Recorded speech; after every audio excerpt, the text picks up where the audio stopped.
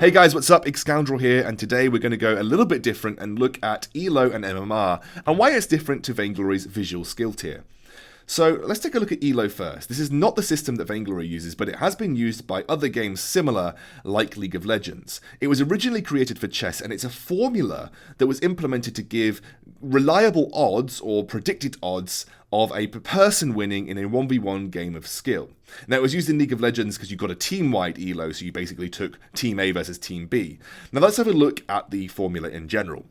EA stands for the percentage chance of winning for person A. So it's the person that you're concerned about getting a percentage chance of winning for. You then take the rating of their opponent, RB, and you take their rating, RA. You do all the sums that you can see in the equation, and you will get a decimal place which could be converted into a percentage. Now, how was ELO created in the first place? Well, it's supposed to give you statistical odds between two players. You actually already had these. Most chess players already had percentage statistics behind their mashups with other players on the scene, and they were able to then use this to create a scale to judge people with. So when this was originally implemented, they were able to create a scale based on odds, and they had a ELO for the average player in mind. So they knew exactly what they wanted their average chess club player to be, which is around 1500 if I remember correctly. And then they were able to use that to implement into the higher levels, and that created an original scale, which they then edited and manipulated as the more top players played against each other. So let's have a look at that on a normal distribution curve, or a bell curve, some of you may know it as. When the chessboard designed the ELO system, they wanted the average player to be 1500 ELO, right smack bang in the middle of the bell curve. Compare that to the best player in the world right now, Magnus Carlsen. He is sitting around 2800 plus ELO, so that's right at the very top end of this normal distribution curve.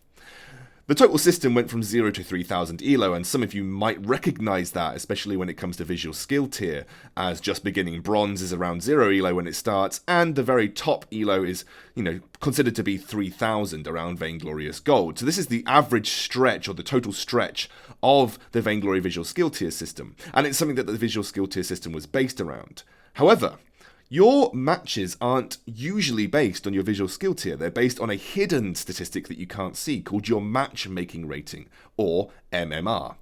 MMR is a system that is designed to get out of that 1v1 scenario. The ELO system was designed for 1v1 games, and it was so easily applied across multiple platforms. But when it came to team games, it found it very difficult to predict the outcome because it could not weigh the individual impact of a team member on the overall outcome of a game. And that's where MMR came into play. MMR is a modified ELO system designed to take individual inputs of your own personal MMR and make a prediction for you based on the overall or the average MMR of each team. So if you were the 1900 member here and you're going into a game where the average MMR is floating around 1600, you would gain a lot less for the win because you were predicted as an individual to win. However, if you as an individual at 1100, like the bottom chap on the left, he gets a lot more MMR for the win because he was predicted to lose. He was much lower than the average MMR of the team. So this makes individual predictions based on your particular impact in a team game. And this is especially useful in team games where you are playing with people that you don't know or don't have a team synergy with. And this is why the MMR system is used in online games like League of Legends, like Dota, and like Vainglory, because it weighs your individual input in a team game. So it's designed to go past that ELO system that is a flat outcome from the result and tailor the results to impact you as an individual. The more and more you play, the more and more MMR system is designed to put you exactly where you belong. That's the point of it. It gets more accurate the more games you play, which is why when you start playing Vainglory, you get very big changes in your visual skill tier, because it doesn't know exactly where you're supposed to be on that scale. But as you play more and more against different levels of opponents, it finally finds where you have the most balanced chances of success, and it's essentially supposed to put you at an ELO or a visual skill tier where you have a 50-50 chance of winning, be that on the scale between just beginning and Vainglorious.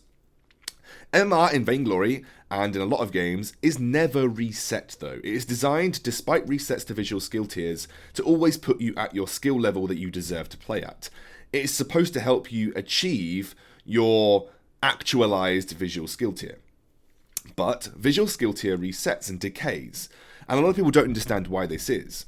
Well, the first reason is it's designed to keep the ranks balanced, and it's designed to keep the top ranks prestigious. If everybody was achieving Vainglorious, or Vainglorious Silver and Vainglorious Gold, suddenly it wouldn't be such an achievement. So visual skill tier resets happen because it keeps you at the old Vainglorious MMR, and makes it a little bit harder for you to climb each time, so that only the very best players get to the top.